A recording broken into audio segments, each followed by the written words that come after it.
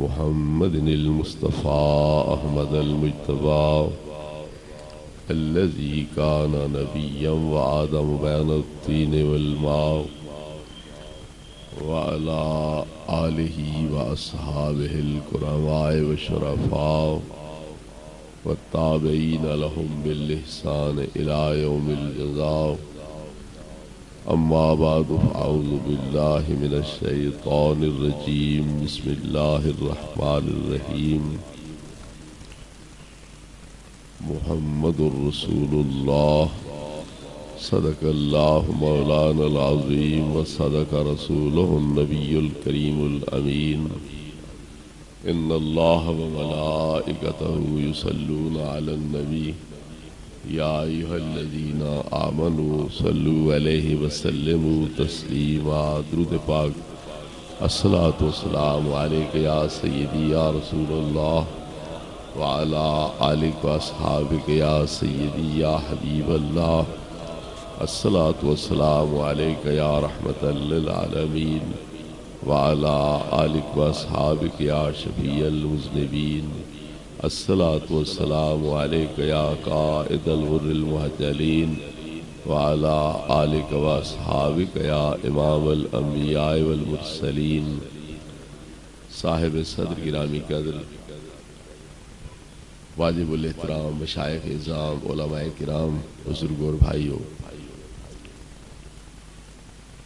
آپ حضرات کے اس محفل پاک میں حاضری کا پہلی دفعہ شرف حاصل ہو رہا ہے، اور جہاں تک مجھے یاد پڑتا ہے حضرت مولانا قاری محمد عمر فاروق صاحب نے مجھے یہی حکم دیا تھا کہ محبوب کریم علیہ الصلوۃ والتسلیم کے اختیارات کے موضوع پر تو نے اپنی گزارشات پیش کرنی ہیں. تو اس مناسبت سے میں چند گزارشات آپ حضرات کے سامنے پیش کرنے کی سعادت حاصل کرنا چاہوں گا. دعا فرمائے اللہ رب العزت حق بیان کرنے کی توفیق عطا فرمائے اور ہم سب کو اس کے مطابق اعتقاد کی اور عمل کی توفیق عطا فرمائے. محبوب کریم علیہ الصلوۃ والتسلیم کو ہم اللہ رب العزت کے اذن سے بخشی ہوئی توفیق سے مختار کل مانتے ہیں، لیکن اس کا یہ مطلب نہیں ہے کہ آپ اللہ کے مقابل ہیں. اللہ رب العزت سے بڑھ کر آپ کے پاس اختیارات ہیں. جو کچھ بھی ہے آپ کے پاس اختیارات، اقتدارات، تصرفات، وہ سب کچھ اللہ رب العزت کی عطا ہے. ہم اللہ رب العزت کے بارے میں یہ عقیدہ رکھتے ہیں کہ حقیقی پاور، طاقت، اختیار، تصرف، اقتدار اللہ رب العزت کا ہے، لیکن ہم یہ بھی مانتے ہیں کہ وہ آگے عطا کرتا بھی ہے. کچھ لوگوں کا خیال یہ ہے کہ وہ دیتا کسی کو کچھ نہیں ہے. ان کی تبلیغ کا دار و مدار اس بات پر ہے کہ سب کچھ اللہ سے ہونے کا یقین اور مخلوق سے کچھ بھی نہ ہونے کا یقین.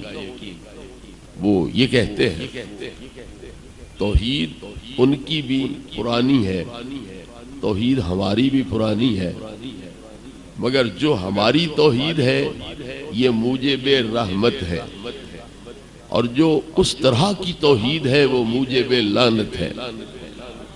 اب یہ ہر ایک کی اپنی مرضی، وہ کون سی توحید اختیار کرتا ہے کون سی نہیں کرتا، یہ ہر ایک کی اپنی مرضی پسند ہے.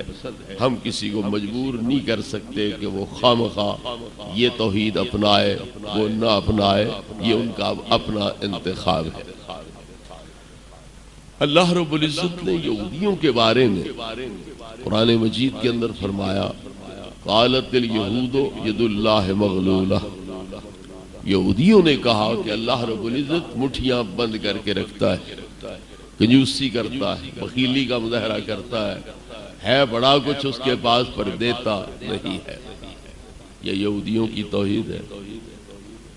اگر واقعہ یہی ہے، حقیقی صورتحال یہی ہے اللہ کو ان پر راضی ہونا چاہیے تھا، ان پر اپنی رحمتوں کی بارش برسانی چاہیے تھی، لیکن اللہ فرماتا ہے غلت ایدیہم ولعنوا بما قالوا، مٹھیاں بند ہوں ان کی، کنجوس بنے وہ، میں کیوں کنجوس بنوں؟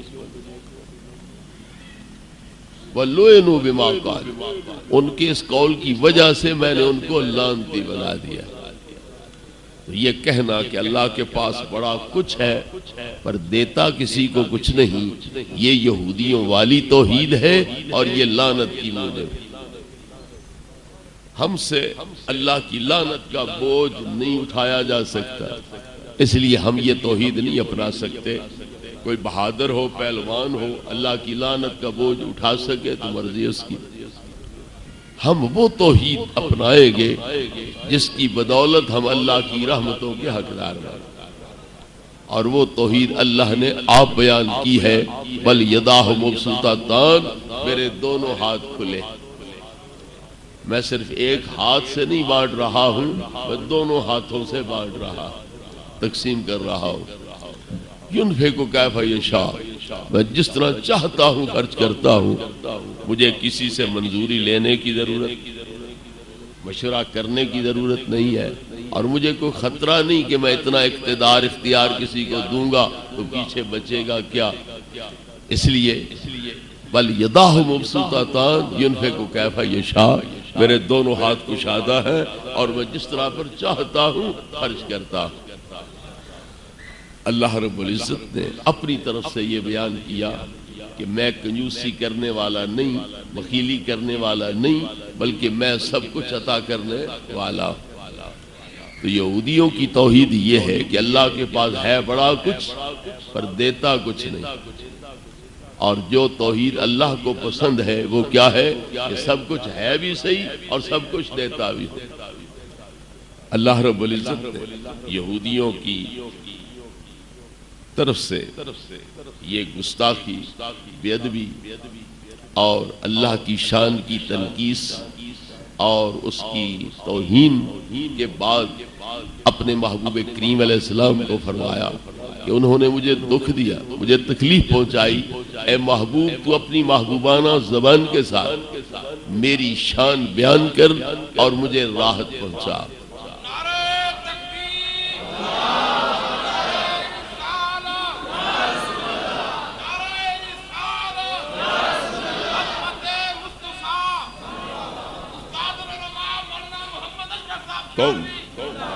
اپنی پیاری محبوبانہ زبان کے ساتھ میری شان بیان کرو، اور جو انہوں نے میری توہین کی ہے، تنقیص کی ہے، مجھے دکھ دیا ہے تو وہ دور کرو۔ اللہ رب العزت کے محبوب نے عرض کیا، اے خدائے بزرگ و برتر، زبان میری ہے، کلام تیرا ہو جائے، اس طرح پر تیری شان بھی بیان ہو جائے گی اور میری طرف سے تیری حمد و ثنا بھی ہو جائے گی، تو فرما دے مجھے کیا کہنا ہے۔ تو اللہ نے فرمایا کل اللہم مالک الملک تؤتی الملک من تشاء، اے محبوب اس طرح کہو کہ اے اللہ ملک کا مالک تو ہے، اور جس کو چاہتا ہے تو وہ سارا ملک دے بھی دیتا ہے۔ وَتَنزِعُ الْمُلْكَ مِمَّن تَشَاءُ، جس سے چاہتا ہے چھین لیتا ہے۔ تو عزو من تشاء وتذل من تشاء، جسے چاہتا ہے عزت دیتا ہے، جسے چاہتا ہے ذلیل کر دیتا ہے۔ بیدک الخیر، خیر تیرے دست قدرت میں ہے، انک علی کل شیء قدیر، تو ہر چیز پر قادر ہے۔ تو محبوب کریم علیہ الصلوۃ والتسلیم کی زبانی اللہ رب العزت نے یہ اعلان کروایا کہ اللہ حقیقی مالک ہے ملک کا، خاص زمین کا ملک ہو، آسمان کا ملک ہو، جنت کا ملک ہو، دوزخ کا ملک ہو، ہر ملک کا مالک اللہ رب العزت ہے، اور جس کو چاہے وہ ملک دے بھی دیتا ہے، اور اس کے دے دینے سے نہ وہ اللہ کا شریک بنتا ہے، نہ اللہ رب العزت کی بادشاہی کے اندر کوئی کمی واقع ہوتی۔ علماء کرام تشریف فرما ہے، وہ اس حقیقت سے آگاہ ہے کہ الف لام والے لفظ کو جب دہرایا جاتا ہے تو دوسرے کا معنی وہی ہوتا ہے جو پہلے کا معنی ہوتا ہے۔ تو قل اللہم مالک الملک، یہاں بھی الملک کا لفظ آ گیا، اور توتی الملک، یہاں بھی الملک کا لفظ آ گیا۔ تو مطلب کیا ہوا؟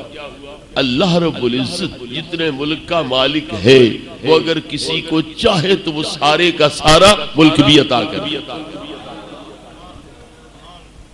لیکن اس کے باوجود اللہ کے پاس ہی حقیقی اقتدار رہے گا، اختیار رہے گا، اس کی بادشاہت ختم نہیں ہوگی، کیونکہ دوسرا جو بھی بنے گا وہ بطور نائب بادشاہ بنے گا، اللہ رب العزت کے خلیفہ کے طور پر بادشاہ بنے گا، لہذا اللہ رب العزت کے اقتدار، اختیار اور سلطنت کے اندر اس سے کوئی کمی واقع نہیں ہوگی۔ حضرات گرامی، اللہ رب العزت منصب نبوت اور رسالت کو بیان کرتے ہوئے ارشاد فرمایا، انی جاعل فی الارض خلیفہ، میں زمین کے اندر اپنا نائب، اپنا جانشین، اپنا قائم مقام بنانے والا۔ آدم علیہ السلام کو خلیفہ قرار دیا، یا داؤد انا جعلناک خلیفۃ فی الارض، اے داؤد ہم نے آپ کو زمین کے اندر خلیفہ بنایا۔ تو پتہ چلا کہ انبیاء علیہ السلام، رسول کرام، یہ اللہ کے نائب ہیں، اللہ کے خلیفے۔ اگر اللہ بادشاہ ہے تو جو اس کے نائب ہوں گے، خلیفے ہوں گے، وہ بھی بادشاہ ہوں گے۔ آپ کے ملک کا صدر اگر کسی کو اپنا قائم مقام صدر بناتا ہے تو کیا وہ ملک پاکستان میں صدارتی اختیارات استعمال نہیں کر سکے گا؟ اگر آپ کے صوبے پنجاب کا گورنر کسی کو قائم مقام گورنر بناتا ہے تو کیا وہ پورے صوبے کے اندر گورنر والے اختیارات استعمال نہیں کر سکے گا؟ یہ عجیب بات ہے کہ ایک تھانے دار بھی اگر کسی منشی کو قائم مقام تھانے دار بناتا ہے، اسے چارج دیتا ہے، تو وہ جو تھانے دار والے اختیارات ہیں وہ تھانے کے اندر استعمال کر سکتا ہے۔ تو تھانے دار سے لے کر گورنر صدر تک ہر ایک کا قائم مقام با اختیار ہوتا ہے، تو جو اللہ احکم الحاکمین کا قائم مقام ہو وہ کیسے بے اختیار ہو جائے گا؟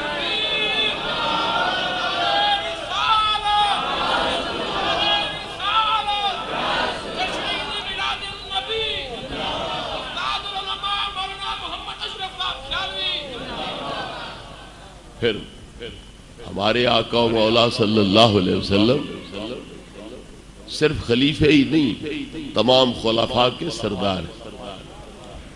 جتنے انبیاء، جتنے رسول تشریف لے آئے، آپ سب کے سردار ہیں۔ اگر وہ اقتدار، اختیار کے مالک ہیں، وہ بادشاہ ہیں، تو پھر ماننا پڑے گا یہ بادشاہوں کے بھی بادشاہ ہیں، اور ارباب اقتدار کے بھی مختار اعلیٰ ہیں، اور ان کے بھی سردار ہیں۔ اللہ رب العزت نے پہلے دن پیغمبران اعظام سے یہ وعدہ لیا تھا، لما آتیتکم من کتاب و حکمت ثم جاءکم رسول مصدق لما معکم لتؤمنن بہ ولتنصرنہ۔ اے پیغمبران کرام، جب میں تمہیں کتاب دوں، حکمت دوں، دنیا میں بھیجوں، لوگ تمہارے امتی بنے، مرید بنے، تمہاری حکومت سلطنت قائم ہو، تمہارے تخت ہواؤں پہ اڑنے لگے، شرق تا غرب، شمال تا جنوب تمہارا اقتدار، تسلط قائم ہو، شیاطین، جن، انسان، چرند، پرند، درند تمہارے زیر فرمان ہوں، این اس موقع پر میرا یہ محبوب تمہارے پاس اگر پہنچ جائے تو تاج و تخت ان کے قدموں پہ قربان کرنے ہوں گے، نبوت اور رسالت کے دعوے چھوڑنے ہوں گے، ان کا امتی بھی بننا ہوگا اور ان کے دین کا سپاہی بھی بننا ہوگا۔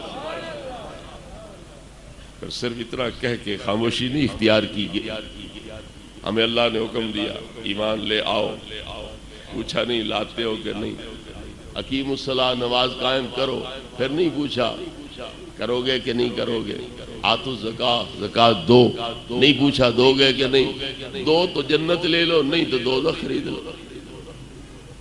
آگے کوئی نہیں اقرار کروایا کہ نماز پڑھو گے کہ نہیں پڑھو گے، زکوٰۃ دو گے کہ نہیں، روزے رکھو گے کہ نہیں، حج کرو گے کہ نہیں، لیکن پیغمبران کرام سے پوچھا ہے اقررتم واخذتم علی ذالکم اصری، کیا اقرار کرتے ہو کہ نہیں ہم اس رسول کے آنے پر اپنی رسالتوں نبوتوں کے دعوے چھوڑ دیں گے؟ ان کی تشریف آوری پر حکومت سلطنت چھوڑ دیں گے، اپنے تاج و تخت ان کے قدموں پر قربان کریں گے۔ اقررتم، کیا اقرار کرتے ہو یا نہیں؟ یہ جو بوجھ میں تمہیں اٹھوا رہا ہوں، یہ بوجھ اٹھاتے ہو کہ نہیں؟ قالوا اقررنا، سب نے بیک زبان کہا ہم اقرار کرتے ہیں۔ فاشہدوا وانا معکم من الشاہدین، تم ایک دوسرے پر گواہ ہو جاؤ اور میں تم تمام پر گواہ بن چکا۔ تو محبوب کریم علیہ الصلوۃ والتسلیم نبیوں کے نبی ہیں، رسولوں کے رسول ہیں، ان خلفاء پر بھی آپ بادشاہ ہیں، لہذا جب ہر نبی اللہ کا نائب ہے، خلیفہ ہے، تو نبی کریم علیہ الصلوۃ والتسلیم پھر نائب مطلق ہے اور پوری کائنات کے اندر اللہ کے نائب ہے، تو پھر سب سے بڑی سلطنت کے مالک ہیں تو پیارے مصطفیٰ کریم علیہ السلام۔ شب معراج اللہ رب العزت نے عرش کی بلندیوں پہ اس محبوب کو کھڑا کر کے کیا کہا؟ انا و انتا وما سواک خلقت لاجلک، محبوب میرا مقصود تیری ذات ہے، میرا مقصود صرف تیری ذات ہے، باقی جو کچھ تمہارے قدموں کے نیچے ہے یہ سب پیدا بھی تمہارے لیے کیا، حوالے بھی تمہارے کر رہا ہے۔ انتا و انا وما سواک خلقت لاجلک، آپ کے علاوہ جو کچھ ہے وہ پیدا کیا تو تمہارے لیے اور حوالے کر رہا ہوں تو تمہارے حوالے کر رہا ہوں۔ حضرات گرامی، محبوب کریم علیہ الصلوۃ والتسلیم کا بہرحال نظریہ یہی تھا، عقیدہ یہی تھا کہ اللہ رب العزت نے زمینوں آسمانوں کی حکومت مجھے عطا کر دی۔ آپ کا عقیدہ یہ ہے، نظریہ یہ ہے۔ اب یہ بات غور طلب ہے کہ نبی پاک صاحب لولاک صلی اللہ علیہ وسلم کو اپنے بارے میں کسی اور سے پوچھنا چاہیے تھا کہ میں کیا عقیدہ رکھوں۔ ہم پابند ہیں کہ نبی پاک جو کچھ اپنے بارے سمجھتے ہیں ہم بھی وہی سمجھیں، جو عقیدہ آپ رکھتے ہیں ہم بھی وہی رکھیں، یا نبی پاک پابند ہے کہ امتی مولوی کچھ جو عقیدہ رکھے نبی پاک کو بھی وہ عقیدہ رکھنا چاہیے۔ نبی امت کی اصلاح کے لیے آتا ہے، ان کا قبلہ درست کرنے کے لیے آتا ہے، امتی نبی کو نہیں سیدھا کرتے، نبی امت کو سیدھا کرتا۔ اب نبی کریم علیہ السلام اپنے بارے میں کیا فرماتے ہیں؟ میرے 4 وزیر ہیں، 2 زمین میں 2 آسمانوں میں۔ زمین کے وزیر ابو بکر صدیق اور عمر فاروق ہیں، اور آسمانوں کے وزیر حضرت جبریل اور حضرت میکائیل۔ جس کی حکومت کوئی نہیں اس کے وزیر کہاں سے آ گئے؟ جس کی حکومت ہی نہیں، جو صاحب سلطنت ہی نہیں ہے، اس کے وزیر کہاں سے آ گئے؟ پھر آپ نے آسمانوں کے وزیر بھی شمار کیے اور زمین کے بھی، تو پتہ چلا آپ کی حکومت اور سلطنت صرف عرش زمین پر ہی نہیں ہے بلکہ آسمانوں پر ہے، اور عرش پری تک نبی کریم علیہ السلام کی حکومت۔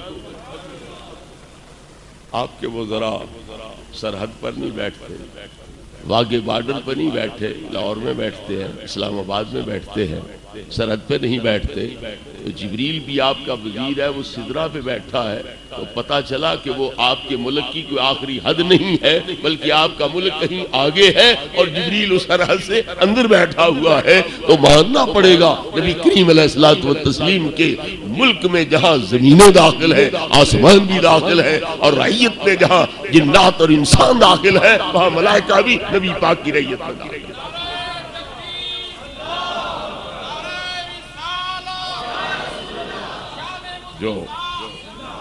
جو وزیر ہوتے ہیں وہ بادشاہ کی رعیت ہوتے ہیں، تو نبی کریم علیہ السلام نے بتلا دیا کہ میکائیل بھی میری رعیت ہے اور جبریل امین بھی میری رعیت ہے، اور وہ میرے جب ماتحت ہے اور آسمانوں کے وزیر ہیں تو پھر ثابت ہو گیا کہ میری آسمانوں پر بھی حکومت ہے اور زمین پر بھی حکومت ہے۔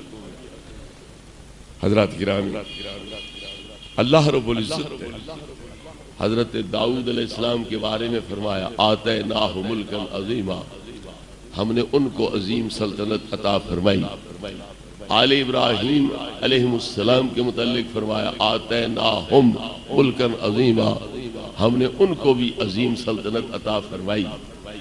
اگر حضرت داؤد سلطنت کے مالک بن کر اللہ کے شریک نہیں ہے، آل ابراہیم ملک عظیم کے بادشاہ بن کر اللہ کے شریک نہیں ہے، حضرت سلیمان عظیم ترین بادشاہ بن کر اللہ کے شریک نہیں ہے، تو نبی کریم علیہ السلام تحت الثری سے عرش اعلیٰ تک کی ساری کائنات کے اگر بادشاہ بن جائے تو اللہ کے شریک نہیں ہے۔ کیوں؟ یہ سب کچھ ہے تو اللہ کی عطا۔ حضرت سلیمان علیہ السلام اللہ رب العزت سے عرض کرتے ہیں حب لی ملکن لا ينبغی لأحد من بعدی، خدایا مجھے ایسا ملک عطا کر کہ جو میرے علاوہ کسی کی شان کے لائق ہی نہ ہو۔ اگر اللہ رب العزت کے ساتھ اور کوئی ملک کا مالک بن ہی نہیں سکتا تو ایک پیغمبر اللہ سے یہ مطالبہ کر ہی کیوں رہا ہے؟ جن پیغمبروں کو اللہ توحید آپ سکھاتا ہے، پھر ان کو مخلوق کی تعلیم اور تربیت کے لیے مبعوث فرماتا ہے، تو جو براہ راست اللہ سے توحید کا درس لینے والے ہیں انہیں پتہ نہیں ہونا چاہیے کہ کون سی چیز اللہ کی شان کے خلاف ہے، کون سی چیز اللہ کی شان کے لائق ہے؟ تو اگر ملک عطا کرنا یہ اللہ کی شان کے لائق نہ ہوتا اور بندے کا ملک حاصل کرنا، بادشاہ بننا بندے کی شان کے لائق نہ ہوتا تو کبھی اللہ کا پیغمبر اللہ سے اس بے مثال ملک کا مطالبہ نہ کرتا۔ وہ مطالبہ کر رہے ہیں حب لی ملکن لا ينبغی لأحد من بعدی، مجھے ایسا ملک عطا فرما جو میرے علاوہ کسی کی شان کے لائق نہ ہو۔ 4 بادشاہ گزرے ہیں پورے روئے زمین، 2 کافر 2 مسلمان۔ کافروں میں نمرود اور شداد ہیں، اور اہل ایمان میں حضرت ذوالقرنین اور حضرت سیدنا سلیمان علیہ السلام۔ یہ 2 بادشاہ پورے روئے زمین کے مومن اور 2 کافر نمرود اور شداد۔ تو اگر اللہ رب العزت کافروں کو روئے زمین کی بادشاہی دے، اس کی سلطنت میں فرق کوئی نہ پڑے۔ حضرت ذوالقرنین کو حضرت سلیمان کو روئے زمین کی حکومت عطا کرے، اس کی سلطنت میں کوئی شریک نہ بنے اور اس کے ملک میں کوئی کمی واقع نہ ہو، تو پھر اگر محبوب کریم علیہ السلام کو تحت الثری سے لے کر عرش اعلیٰ تک کی حکومت عطا کر دے، نہ اللہ کے ملک میں کوئی کمی آ سکتی ہے، نہ نبی پاک اللہ کے شریک بن سکتے ہیں۔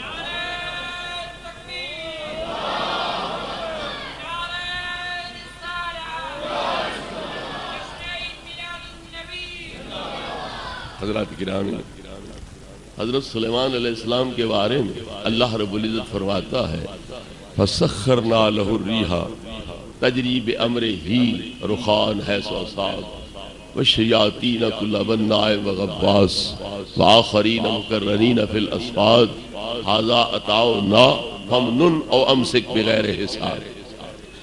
ہم نے ہوا ان کے ماتحت کر دی، جدھر آپ حکم دیتے تھے ادھر ہوا چلتی تھی۔ شیطان سارے ہم نے ان کے ماتحت کر دیے تھے، عمارتیں بنانے والے بھی، زمین میں سمندروں میں غوطے لگانے والے بھی تاکہ موتی جواہر نکالیں اور ادھر عمارتوں میں ان کو بروئے کار لایا جائے، تو تعمیرات کرنے والے بھی آپ کے ماتحت، غوطہ خور بھی آپ کے ماتحت، اور جو زیادہ اکڑ خان تھے، مغرور متکبر تھے، کسی کام کو خوش دلی سے کرنے پہ آمادہ نہیں ہوتے تھے، ان کو جکڑ کے ہتھ کڑیاں بیڑیاں ڈال کے جیل میں دینے پر بھی سلیمان علیہ السلام کو طاقت عطا کر دی۔ وآخرین مقرنین فی الاسفاد، کچھ ایسے بھی تھے جن کو آپ نے جکڑ کے جیل میں ڈالا ہوا تھا۔ یہ سب کچھ کیا ہے؟ ھذا عطاؤنا، یہ ہماری عطا ہے۔ ھذا عطاؤنا، یہ ساری ہماری عطا ہے۔ اب جو لوگ کہتے ہیں کہ اللہ دوسرے کو دے دے تو پھر اللہ کے پاس کیا رہا، تو وہ اللہ سے پوچھیں کہ تو اتنی سخاوت کیوں کرتا ہے کہ اپنا دامن خالی کر بیٹھتا ہے؟ کیوں کرتا ہے سخاوت؟ مگر افسوس کی بات یہ ہے کہ اللہ نے ان کو مشیر بنایا ہی نہیں، ان سے پوچھتا ہی نہیں ہے، وہ اپنی مرضی کرتا ہے۔ تو اسے خود خطرہ کوئی نہیں کہ میں اگر کسی کو یہ ملک دے دوں یہ میرا شریک بن جائے گا یا میرا اقتدار کم ہو جائے گا، جب اسے خطرہ کوئی نہیں انہیں خطرہ کیوں لاحق ہوگا؟ عجیب بات ہے، یہ اللہ پر بھی کنٹرول کرنا چاہتے ہیں، اسے چاہیے وہ ہماری مرضی کے مطابق عمل کرے تاکہ زیادہ دیر پا حکومت کا مالک رہے، کہیں اپنی حکومت گنوائی نہ بیٹھے، اس طرح کی فضول خرچیاں کر کے ہاتھ کھلے رکھ کے کہیں سب کچھ گنوا ہی نہ بیٹھے، سلطنت اس کی کمزوری نہ ہو جائے، خاتمہ ہی نہ ہو جائے۔ اس لیے یہ چاہتے ہیں کہ اللہ رب العزت جو ہے ہمیں مشیر بنائے اور ہماری مرضی کے مطابق عمل فرمائے، لیکن اللہ رب العزت فرماتا ہے کہ ہم کسی سے نہ پوچھنے کی ضرورت محسوس کرتے ہیں، نہ ہمیں کوئی خطرہ محسوس ہوتا ہے کہ ہماری سلطنت کم ہو جائے گی، نہ یہ خطرہ محسوس کرتے ہیں کہ کوئی ہمارا شریک بن جائے گا۔ ھذا عطاؤنا، یہ ہماری عطا ہے اور تم بھی اس اقتدار و اختیار کو اپنے پاس روکے رکھو تو مرضی، آگے تقسیم کرتے رہو تو بھی تمہیں اختیار دیا جا رہا ہے۔ حضرات گرامی، ہوا حضرت سلیمان علیہ السلام کے ماتحت کر دی گئی۔ آپ نے بھی ایک ہوائی جہاز بنایا ہوا تھا، آج کل بھی ہوائی جہاز جنگی بیڑے بنے ہوئے ہیں، لیکن ان پہ اربوں ڈالر خرچ ہوتے ہیں، پھر تیل کا خرچہ مزید بڑھا، مشینری خراب بھی ہو جاتی ہے، لیکن اللہ رب العزت نے اپنے پیغمبر کو جو ہوائی بیڑا عطا کیا ہے اس پہ خرچہ ہی کوئی نہیں، نہ پٹرول نہ تیل نہ اور کوئی ایسا، نہ کوئی مشینری کی ضرورت ہے، بس ہوا ماتحت کر دی گئی۔ ہوا کو حکم دیا گیا تخت کو اٹھا، وہ بلندی پہ لے جاتی ہے، اب مشرق کو چل وہ ادھر لے چلتی ہے، مغرب کو چل ادھر لے چلتی ہے، اور 9 مربع میل میں وہ تخت تھا جو بطور ہوائی جہاز حضرت سلیمان علیہ السلام استعمال کرتے۔ 9 مربع میل کے اندر آپ فوج اس پہ بٹھا لیتے، وزیر مشیر بٹھا لیتے، اپنے نائبین وغیرہ بٹھا لیتے، اور پرندے اوپر پر پھیلا کے سایہ فگر ہو جاتے۔ اس طرح پر آپ وہ تخت لے کر چلتے تھے، اور ہوا آپ کے ماتحت تھی، جدھر آپ اشارہ کرتے ہوا تخت کو ادھر ہی لے کے پہنچ جاتی۔ غدوها شہر ورواحها شہر، تمہاری صبح کی سیر پر جو پون گھنٹہ لگتا ہے، شام کی سیر پر جو آدھ پون گھنٹہ لگتا ہے، اتنی دیر میں وہ تخت جو ہے مہینہ بھر کی راہ کو طے کر جاتا تھا۔ تو جنوں پر حکومت، انسانوں پر حکومت، چرند پرند درند پر حکومت اللہ رب العزت نے ان کو عطا کر دی، لیکن اس سے اللہ رب العزت کے نہ اقتدار اختیار میں کمی واقع ہوئی، نہ حضرت سلیمان اللہ کے شریک بنے۔ اگر وہ بادشاہ بنے اور اتنے صاحب اقتدار صاحب اختیار ہوں، یہ عقیدہ رکھنا شرک نہ ہو، ہم سلیمان کے آقا کے حق میں یہ عقیدہ رکھ لیں کہ اللہ کی عطا سے وہ کائنات کے مختار ہیں، تو ہم مشرک کیسے ہوئے؟ اور نبی کریم علیہ الصلوۃ والتسلیم کے حق میں یہ عقیدہ رکھنا شرک کیسے ہوا اور غلط کیسے ہوا؟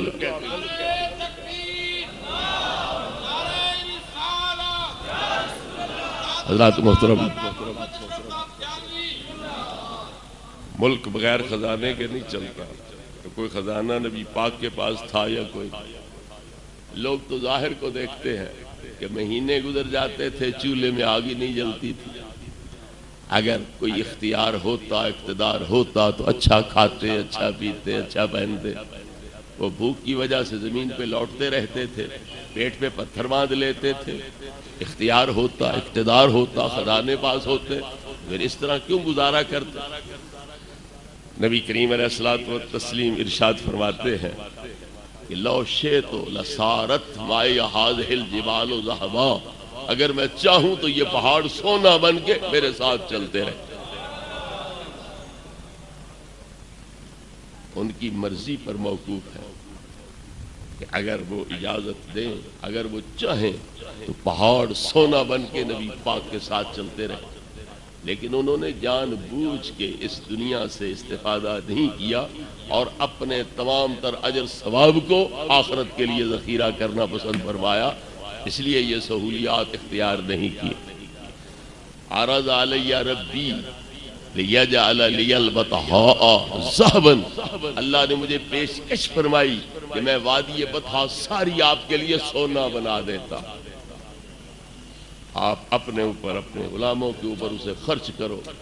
لیکن میں نے کیا عرض کیا؟ لا یا رب، نہیں، میں امیر نبی نہیں بننا چاہتا، میں غنی نبی نہیں بننا چاہتا، اجو یومن و اشبع یومن، بس قوت لا یموت والی صورت ہو، ایک دن بھوکا رہوں گا، روزے رکھوں گا، تیری بارگاہ میں زاری کروں گا، دوسرے دن پیٹ بھر کے کھا لوں گا، تو تیرے اس انعام کا شکریہ ادا کروں گا۔ تو جان بوجھ کے نبی کریم علیہ السلام نے ان نعمتوں کو استعمال نہیں فرمایا ہے۔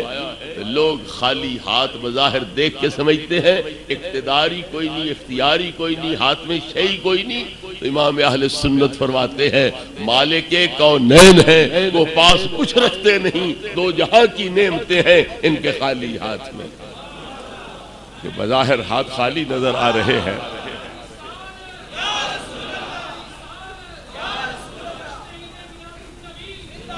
جو ہاتھ بظاہر خالی نظر آ رہے ہیں، حقیقت میں دونوں جہان کے خزانے ان ہاتھوں کے اندر ہیں۔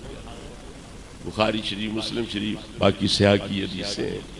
نبی کریم علیہ الصلوۃ والتسلیم فرماتے ہیں بینا انا نائم اذ اتیت بمفاتیح خزائن الارض فوضعت فی یدی، میں سویا ہوا تھا تو اللہ رب العزت نے جبریل امین کے ذریعے زمین کے خزانوں کی چابیاں میرے پاس بھیج دی اور میرے حوالے فرما دی۔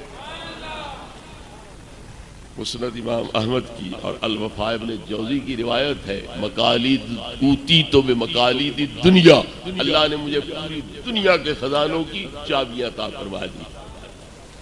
مسلم شریف کی حدیث ہے الکرامت والمفاتیح یومئذ بیدی، قیامت کے دن اگلے جہان کی عزتیں بھی ساری میرے ہاتھ میں ہوں گی اور اگلے جہان کے خزانوں کی چابیاں بھی ساری میرے ہاتھ میں ہوں گی۔ پتہ چلا اللہ رب العزت نے دونوں جہانوں کے خزانے نبی کریم علیہ الصلوۃ والتسلیم کے ہاتھ میں دے دیے۔ زمین پر تسلط، آسمانوں پر تسلط، جنت پر تسلط، یہ سب کچھ اللہ رب العزت نے محبوب کریم علیہ الصلوۃ والتسلیم کو عطا فرما دیا۔ فلسطین کا علاقہ بھی فتح نہیں ہوا تھا، نبی کریم علیہ الصلوۃ والتسلیم نے وہاں کی جاگیریں صحابہ میں تقسیم کر دی۔ حضرت تمیم داری کو ایک علاقہ دے دیا، دوسرے حضرات کو کچھ علاقے دے دیے، حالانکہ وہ علاقے ابھی فتح ہی نہیں ہوئے تھے، وہاں غیر مسلم یہودی وغیرہ موجود تھے۔ حضرت سیدنا عمر فاروق رضی اللہ تعالیٰ عنہ کے دور میں وہ علاقے فتح ہوئے اور دارالاسلام کا حصہ بنے، اسلامی مملکت کا حصہ بنے۔ امام غزالی علیہ رحمت سے مسئلہ پوچھا گیا کہ جب نبی کریم علیہ الصلوۃ والتسلیم نے وہ جاگیریں دی تھیں، ظاہری حکومت وہاں آپ کی نہیں تھی، قبضہ اس علاقے پر نہیں تھا، اور جب قبضہ اہل اسلام کا ہوا، آپ دنیا سے تشریف لے جا چکے تھے، تو کیا حاکم وقت کو یہ اختیار ہے کہ وہ جاگیر اسے نہ دے جسے نبی پاک نے دی ہے، کسی اور کو دے دے؟ کیا اسے یہ اختیار ہے؟ فتح جو یہ کر رہا ہے، مالک وہاں کا یہ بن رہا ہے، تو پھر اس کو جہاں چاہے منتقل کرنے کا اختیار ہونا چاہیے، جس کے نام کر دے۔ کیونکہ نبی کریم علیہ السلام نے جس وقت اس صحابی کو جاگیر دی ہے تو آپ کا قبضہ ہی نہیں ہے، آپ مالک ہی نہیں ہے، تو کیا یہ تبدیلی ہو سکتی ہے؟ تو حضرت غزالی علیہ رحمت فرماتے ہیں کہ جو ہستی پاک زمین پہ بیٹھ کے جنت تقسیم کر سکتے ہیں، وہ زمین پہ بیٹھ کے زمین کیوں نہیں تقسیم کر سکتے؟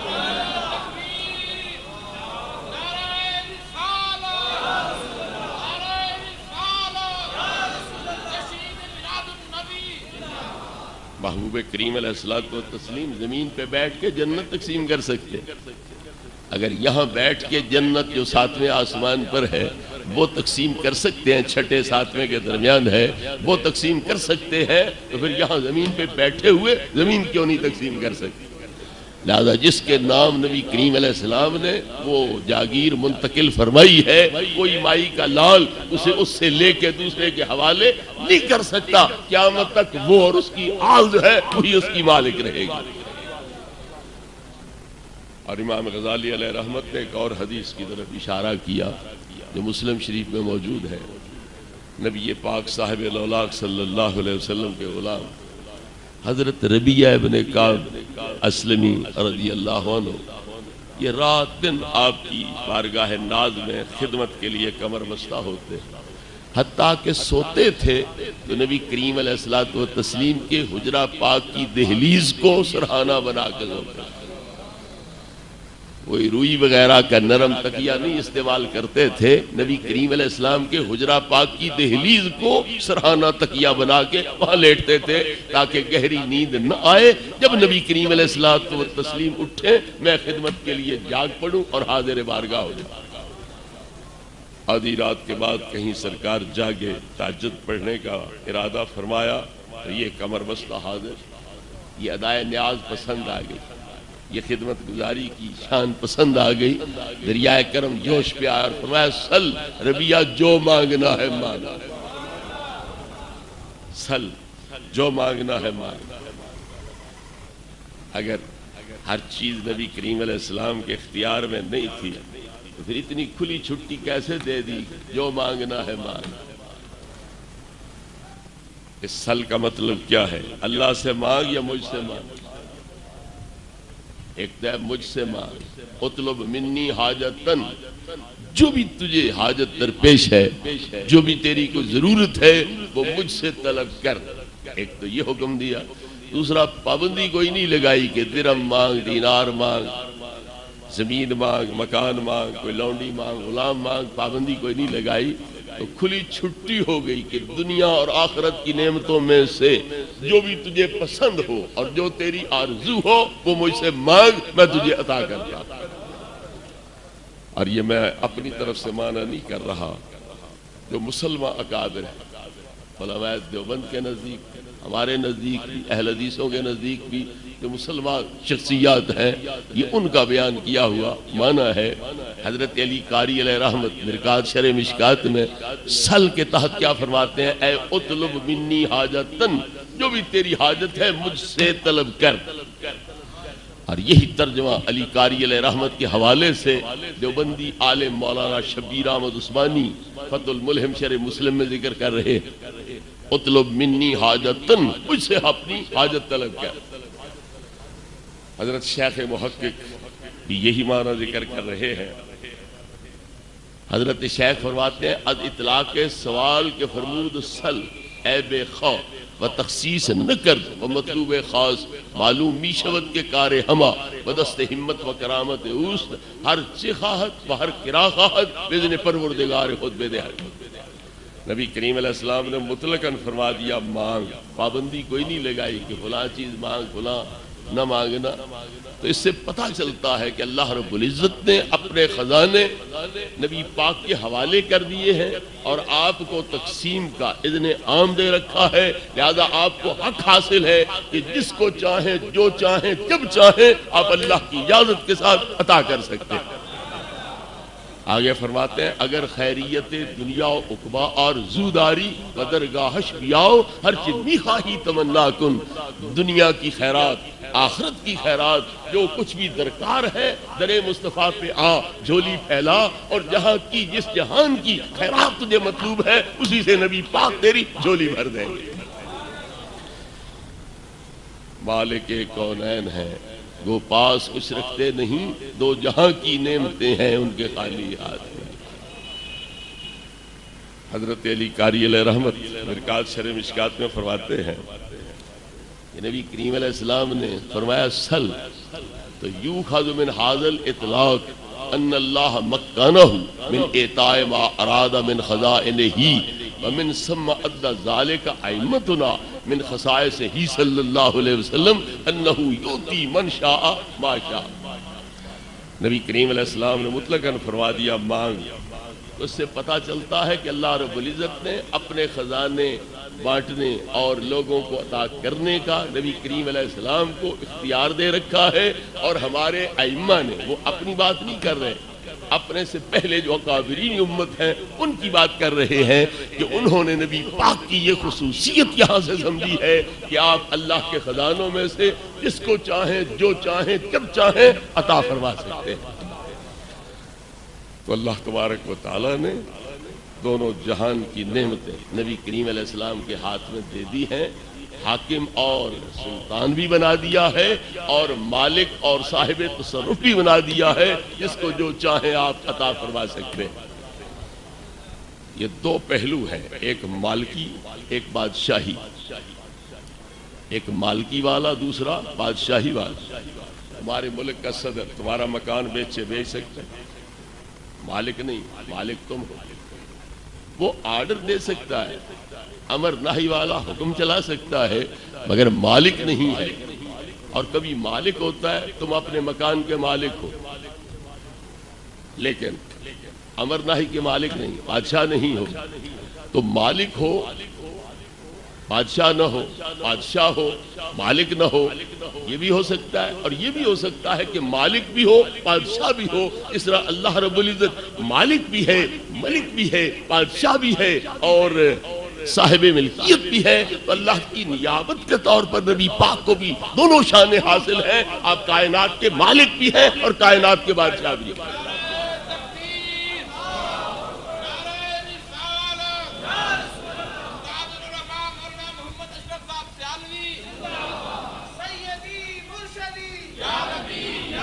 گرامی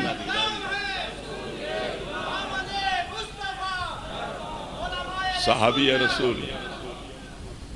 رسول نبی کریم علیہ السلام کا یہ فرمان سننے کے بعد کیا عرض کرتا ہے؟ اسألک مرافقتک فی الجنہ، یا رسول اللہ میں آپ سے یہ مانگتا ہوں کہ جس طرح یہاں قدموں میں جا دے رکھی ہے، جنت کے اندر بھی اپنے قدموں میں جگہ عطا کرے۔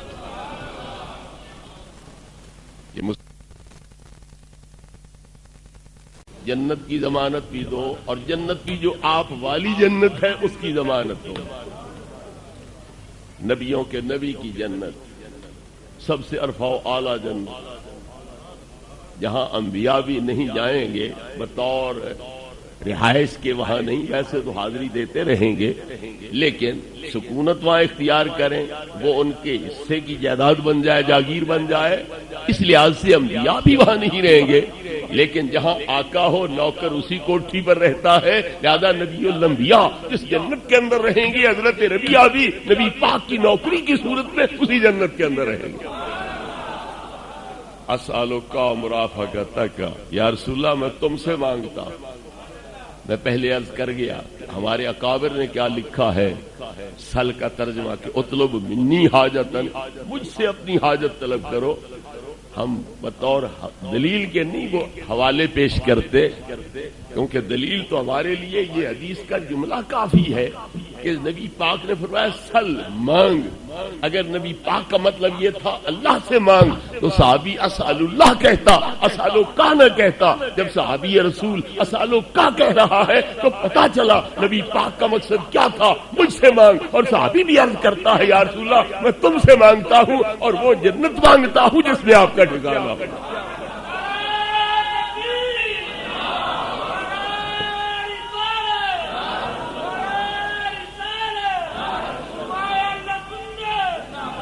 اسألک، میں آپ سے مانگتا ہوں۔ تو صحابی کا کیا خیال ہے کہ میں اللہ سے نہیں مانگتا، آپ سے مانگتا، اللہ نہیں دے گا آپ دو گے۔ صحابہ یہ فرق نہیں سمجھتے، وہ یہی سمجھتے ہیں کہ جو عطائے مصطفیٰ ہے وہی عطائے خدا ہے۔ جو نبی پاک دے رہے ہیں وہ اللہ دے رہا ہے، اور جو اللہ دیتا ہے وہ نبی پاک کے دست کرم سے دیتا ہے۔ نبی کریم علیہ الصلوۃ والتسلیم فرماتے ہیں اللہ یوتی و انما انا قاسم، اللہ مجھے دیتا ہے میں لوگوں میں بانٹ دیتا ہوں۔ اللہ یوتی و انما انا قاسم، اللہ مجھے دیتا ہے میں لوگوں میں بانٹ دیتا ہوں۔ پتا چلا کہ اللہ جس کو جو بھی دیتا ہے وہ نبی کریم علیہ السلام کے دستے کرم سے دلاتا ہے۔ اللہ یوتی، اللہ دیتا ہے، کیا دیتا ہے، کتنا دیتا ہے نہیں بتلایا۔ انا قاسم میں بانٹنے والا ہوں. کیا بانٹتا ہوں یہ بھی نہیں بتلایا. تو بتلایا وہاں جاتا ہے جہاں کوئی حد ہو، جہاں کوئی گنتی ہو، کوئی شمار ہو. تو مطلب کیا نکلا؟ نہ اللہ کے دینے کی کوئی حد ہے نہ میرے بانٹنے کی کوئی حد ہے. وہ بھی بے حد و نہایت خزائن میرے حوالے کرتا ہے اور میں بھی تقسیم میں بے حد و نہایت نعمتیں جو ہے وہ بانٹ رہا ہوں اور تقسیم کر رہا ہوں. تو جس کو اللہ رب العزت کچھ عطا کرتا ہے وہ نبی کریم علیہ الصلوۃ والتسلیم کے دستے کرم سے عطا کرتے ہیں. تو لہذا یہاں دو گدیاں نہیں ہیں، دو دربار نہیں ہیں، ان میں کوئی شراکت وغیرہ شریکہ وغیرہ نہیں ہے، بلکہ جس کو اللہ نے دینا ہوتا ہے وہ یار کے ہاتھ سے دلواتا ہے، اور جسے نبی پاک نے دینا ہوتا ہے وہ اللہ ہی کے خزانوں سے اسے عطا فرماتے ہیں. اس لیے صحابی رسول صلی اللہ علیہ وسلم کیا کہتے ہیں؟ اسألک یا رسول اللہ میں تم سے مانگتا ہوں کیا؟ مرافقتک فی الجنہ، کہ مجھے جنت میں اپنی بارگاہ ناز میں جگہ عطا کر. اگر صحابی کا عقیدہ یہ ہوتا کہ انہیں تو اپنا پتہ ہی کوئی نہیں جنت میں جائیں گے کہ نہیں، اگر صحابی کا یہ عقیدہ ہوتا کہ نبی کو تو اپنے خاتمے کا بھی پتہ نہیں جنت میں جائیں گے کہ نہیں، وہ یہ مطالبہ کر سکتے. جس طرح آج کل توحید کے ٹھیکیدار اور توحید کے جو شیلے ترجمان کہتے ہیں کہ نبی تو اپنے انجام سے بھی باخبر نہیں ہے، انہیں تو اپنے انجام کا بھی پتہ کوئی نہیں کہ میں جنت جاؤں گا کہ نہیں جاؤں گا. اگر ان موحدوں کی توحید کی طرح اس صحابی کی توحید بھی ہوتی تو پھر وہ نبی پاک سے عرض کرتا کہ مجھے جنت میں اپنے ساتھ رکھنا. پتہ چلا صحابہ کی توحید اور ہے، ان کی توحید اور ہے. صحابی سمجھتے ہیں کہ یہ جنت کے بھی مالک ہیں اور چاہیں جس کو جنت دینا، جون سی جنت دینا آپ کو حق حاصل ہے، آپ وہ جنت اسے عطا کر سکتے. اس لیے عرض کیا اسألک مرافقتک فی الجنہ، میں آپ سے مانگتا ہوں جنت میں آپ کی رفاقت، کہ مجھے اپنے ساتھ جنت میں رکھیں. یہ آپ سے مانگتا. ایک مولوی کے بارے میں مشہور کیا گیا تھا کہ اسے 1.5 لاکھ حدیث یاد ہے، 2 لاکھ حدیثیں یاد ہیں، 2.5 لاکھ حدیثیں یاد ہیں. میرے قصبے سلا والی میں وہ حضرت پہنچے، مجھے بڑا شوق پیدا ہوا کہ 2.5 لاکھ حدیث کا حافظ ہے، سننا چاہیے. فر حدیثیں پڑھے گا، یعنی کتنی سینکڑوں ہزاروں حدیثیں پڑھ جائے گا، ذرا سننا چاہیے. یہ حدیث اس نے پڑھی، اور پڑھی کس طرح؟ ان عبداللہ ابن مسعود رضی اللہ تعالی عنہ قال رسول اللہ صلی اللہ علیہ وسلم سلونی ما شئتم.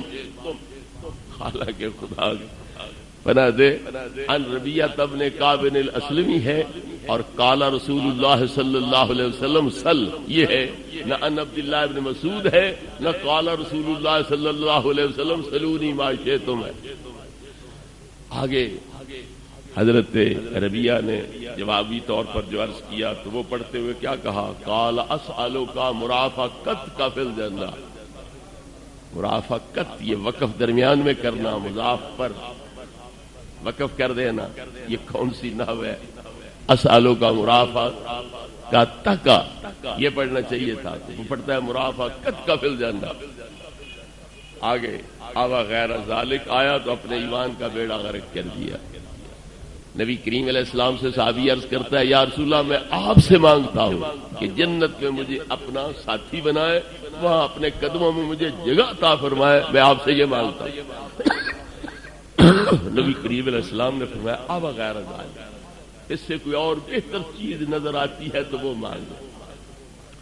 او غیر ذالک، آوا غیر ذالک میں یہ فرق ہے. او جہاں دو چیزیں برابر سطح کی ہوں وہاں استعمال ہوتا ہے. آوا وہاں استعمال ہوتا ہے جہاں پہلے کی نسبت بہتر کی طرف رہنمائی کی جا رہی ہے کہ میرے والی جنت چاہیے، میری بارگاہ میں حاضری چاہیے، یا اس سے بھی کوئی بہتر چیز نظر آتی ہے تو وہ مانگ لے. اس سے بھی کوئی بہتر چیز نظر آتی ہے تو وہ مانگ لے. اس مولوی نے کہا کہ نبی پاک نے کیا فرمایا؟ یہ تو مشکل ہے، یہ تو مشکل ہے، میں تجھے اپنے والی جنت میں نہیں لے جا سکتا، یہ تو مشکل ہے. مگر صحابی نے کیا کہا؟ ہوا ذاک یا رسول اللہ، بس میرا مدعا وہی۔ جب نبی پاک مجبوری معذوری ظاہر کر رہے ہیں، پھر صحابی یہ کیوں کہتا ہے ہوا ذاک یا رسول اللہ، میرا مدعا تو وہی ہے؟ پھر وہ اور چھوٹی چیز مانگ لیتے، وہ دنیا سے متعلقہ چیز مانگ لیتے، وہ ہوا ذاکا کیوں کہہ رہا ہے؟ پتا چلا کہ صحابی نے یہ ترجمہ نہیں سمجھا کہ نبی پاک معذرت کر رہے ہیں، یہ مشکل ہے، میں جنت میں تجھے نہیں لے جا سکتا، اگر آپ معذرت کر رہے ہوتے صحابی اڑ کیوں جاتا؟ ہوا ذاکا یا رسول اللہ، میرا تو وہی مدعا۔ پتا چلا صحابی یہی سمجھ رہے تھے کہ اس سے کوئی بہتر چیز نظر آتی ہے تو مانگ لے۔ تو صحابی کا مقصد کیا تھا؟ تجھ سے تجھی کو مانگ کر مانگ لی ساری کائنات، یا رسول اللہ تم میرے ہو گئے، اور کیا چاہیے؟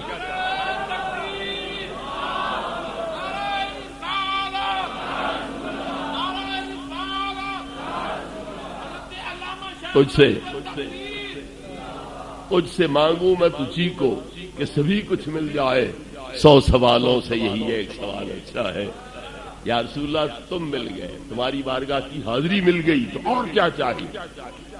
میں آپ سے پوچھتا ہوں کہ کیا نبی کریم علیہ الصلوۃ والتسلیم کی بارگاہ اقدس کی حاضری سے اور بہتر انعام جنت میں کوئی نہیں تھا؟ وہ عرض کرتے یا رسول اللہ ہمیشہ اللہ کا دیدار ہوتا رہے، ہمیشہ اللہ کے جلووں کی زیارت ہوتی رہے، یہ اعلیٰ چیز نہیں تھی؟ کیوں نہیں صحابی یہ کہتا کہ یا رسول اللہ ٹھیک ہے، اس سے بہتر نعمت دے دو، ہر وقت اللہ کا دیدار ہوتا رہے، جنت میں ہر 8ویں دن عام مومنین کو اللہ زیارت کرائے گا، ہر جمعے کے دن کا حساب جو یہاں بنتا ہے، اتنے وقفے سے اللہ جنت میں دربار عام لگائے گا، خود صدر محفل بنے گا، تمام جنتی وہاں حاضر ہوں گے اور اللہ کی ذات کا جلوہ دیکھتے رہیں گے۔ صبح سے آئیں گے، عصر تک وہاں پہ رہیں گے، زیارتیں کریں گے، دیدار کا لطف اٹھائیں گے، اللہ کے انوار ذات کا عکس و پرتاؤ ان پہ پڑتا رہے گا۔ جب عصر کے قریب گھروں کو لوٹیں گے تو نور علی نور بن کے لوٹ رہے ہوں گے، بیویاں دیکھ کے دنگ رہ جائیں گی کہ گئے تھے تو اتنے نورانی نہیں تھے جتنے آئے ہیں تو نورانی ہے، تو وہ چلا کے کہیں گی کہ یہ نور کہاں سے خرید لائے ہو، وہ دکان کہیں ہمیں بھی بتلاؤ، ہم بھی وہاں سے یہ نور خرید کے لے آئے۔ تو یہ جنتی جواب میں کیا کہیں گے؟ جا لسنا اليوم ربنا الجبارا فحق لنا ان ننقلب بمن قلبنا، سارا دن جو اللہ کی بارگاہ میں بیٹھے رہے تو کیوں نہ نور علی نور بن کے واپس لوٹ گئے۔ پھر صحابی بھی یہی عرض کر دیتا یا رسول اللہ صرف 8ویں دن نہیں، ہر دن دیدار ہو، ہر لمحہ دیدار ہو، یہ بڑی نعمت مانگ لیتا، کیوں نہیں مانگی؟ وہ ہوا ذاک یا رسول اللہ، اسی پہ اڑ گیا، بس میرا مدعا یہی ہے۔ بات دراصل یہ ہے کہ اگر وہ مطالبہ یہ کرتا، نبی پاک پورا کرا دیتے، لیکن اللہ اسے دیدار دیتا اس کی استعداد کے مطابق، جتنی اس کی استعداد تھی اس کے مطابق اپنے جلوے دکھلاتا، لیکن نبی پاک کی بارگاہ میں رہتے تو پھر جو انوار تجلیات کی برسات نبی پاک کی ذات پہ ہونی ہے، نبی پاک کی آئینہ نبوت میں ان جلووں کی وہ زیارت کر سکتا۔ اس لیے یہ اعلیٰ مطالبہ تھا جس پر وہ صحابی اڑ گیا۔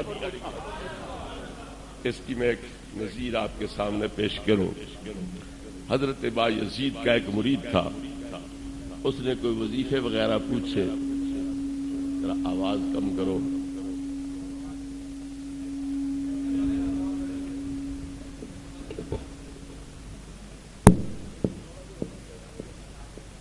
حضرت بایزید کا ایک مرید تھا، اس نے آپ سے کچھ وظیفے پوچھے، آپ نے وہ بتلائے، اس نے عمل کیا تو اللہ کے ساتھ اس کا رابطہ ہو گیا۔ کیا رہنے تو شور بھی کرتا ہے۔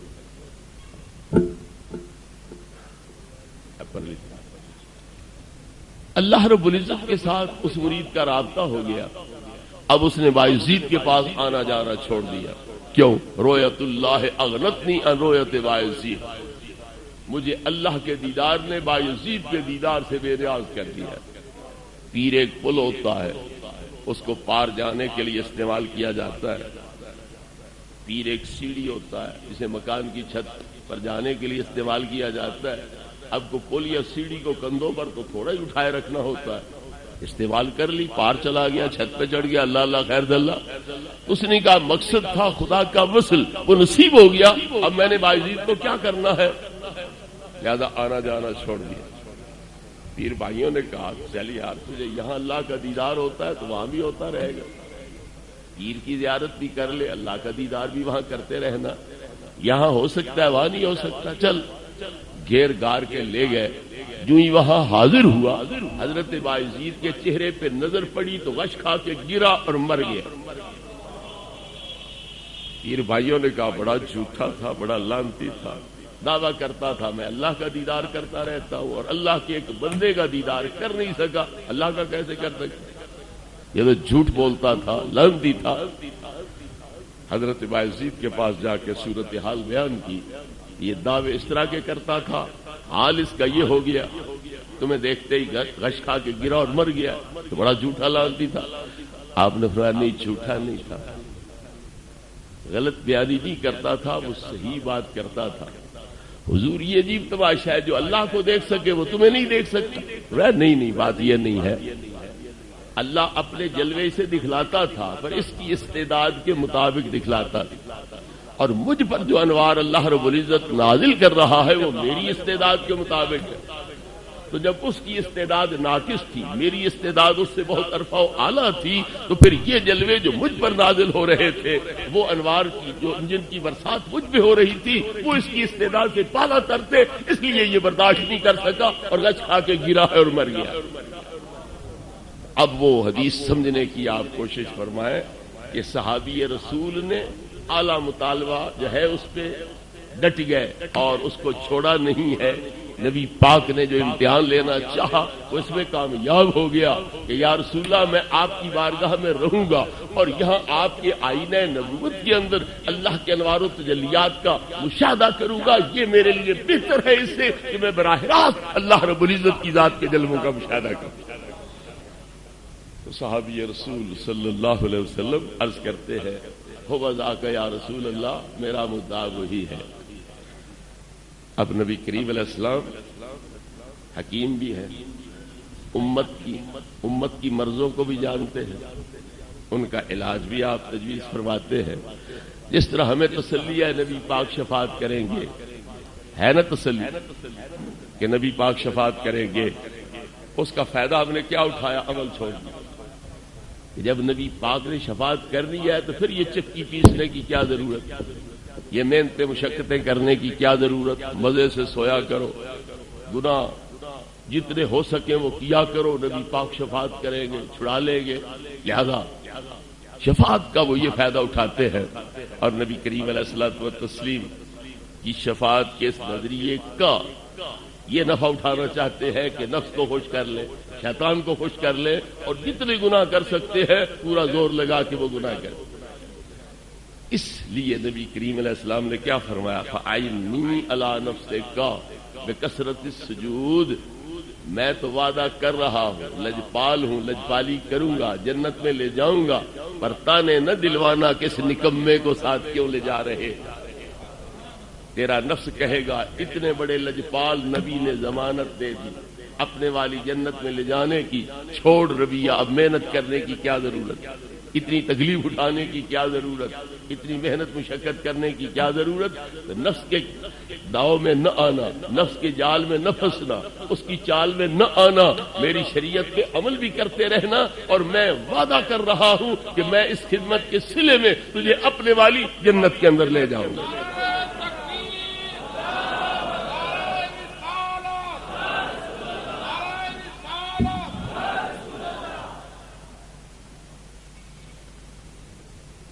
حضرات گرامی، امام غزالی علیہ رحمت نے اس حدیث کا حوالہ دیتے ہوئے فرمایا کہ جو ہستی پاک زمین پہ بیٹھ کے جنت تقسیم کر سکتے ہیں وہ زمین پہ بیٹھ کے زمین نہیں تقسیم کر سکتے. لہذا جس کے نام نبی کریم علیہ السلام نے منتقل فرمائی، جس کو وہ جاگیر عطا فرمائی ہے، اسی کے حصے میں رہے گی. کوئی مائی کا لال دوسری جگہ اسے منتقل نہیں کر سکتا ہے.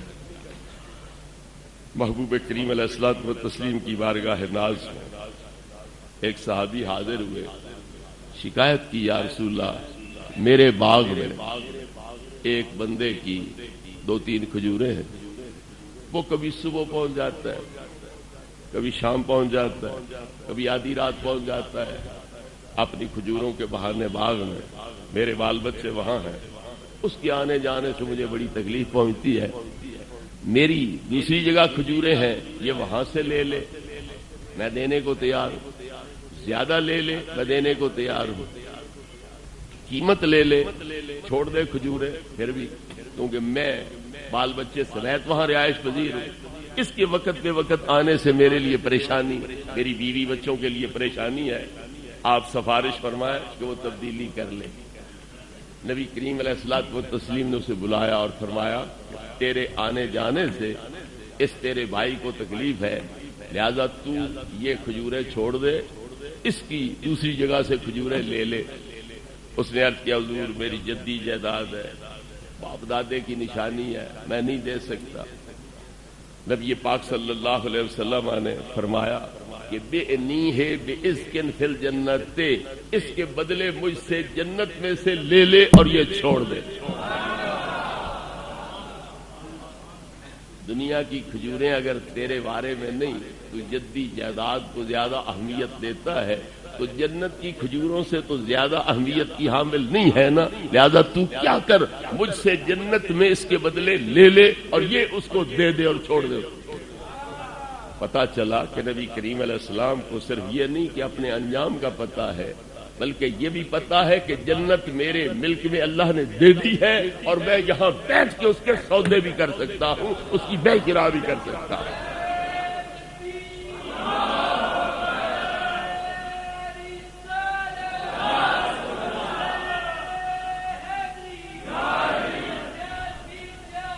حضرات گرامی، اللہ تبارک و تعالیٰ نے محبوب کریم علیہ الصلوۃ والتسلیم کو مالک بھی بنایا دونوں جہان کا اور بادشاہ بھی بنایا دونوں جہان کا. نبی کریم علیہ الصلوۃ والتسلیم کو جو لوگ مجبور ثابت کرتے ہیں، معذور ثابت کرتے ہیں اور کہتے ہیں جس کا نام محمد یا علی ہے وہ کسی چیز کا مالک و مختار نہیں، ان لوگوں نے یہاں تک رکھا بے ادبانہ انداز اختیار کیا ہے کہ جس کا نام محمد یا علی ہے وہ کسی چیز کا مالک و مختار نہیں. جو کلمہ پڑھتا ہو لا الہ الا اللہ محمد رسول اللہ، وہ یہ انداز اختیار کر سکتا ہے جس کا نام محمد ہے.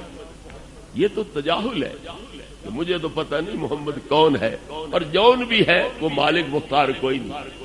مجھے نہیں پتا علی کون ہے، پر جون بھی ہے وہ مالک و مختار نہیں.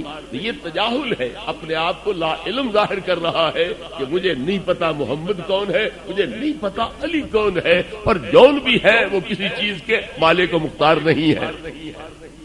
ان سے ہم پوچھ سکتے ہیں کہ اللہ رب العزت نے ان کو خلیفہ بنایا، اللہ رب العزت نے دونوں جہان کی ان کو بادشاہی عطا کی، جبریل میکائیل ان کے وزیر، ابو بکر صدیق عمر فاروق ان کے وزیر. تو جن کے وزیروں کی شان یہ ہے اس بادشاہ کی شان کیا ہوگی. حضرت عمر رضی اللہ تعالیٰ مدینہ پاک میں رات کو پہرا دے رہے ہیں. مدینہ شریف میں زلزلہ آ گیا. اب کچے مکان پتھر اور گارے کے جڑے ہوئے، اگر زوردار جھٹکا ایک ہی لگتا تو سارے مکان زمین بوس ہو جاتے. آپ جلال میں آ گئے، درہ ہاتھ میں تھا، زمین پر زور سے دے بارا اور کیا فرمایا اسکری یا ارض علم عادل علیک، اے زمین رک جا. کیا مطلب پیدل نہیں کر رہا، رک جائیے. امام راضی فرماتے ہیں فلم تتزلزل بعد، وہ دن گیا آج کا آیا، مدینے کی زمین پہ زلزلہ نہیں آیا.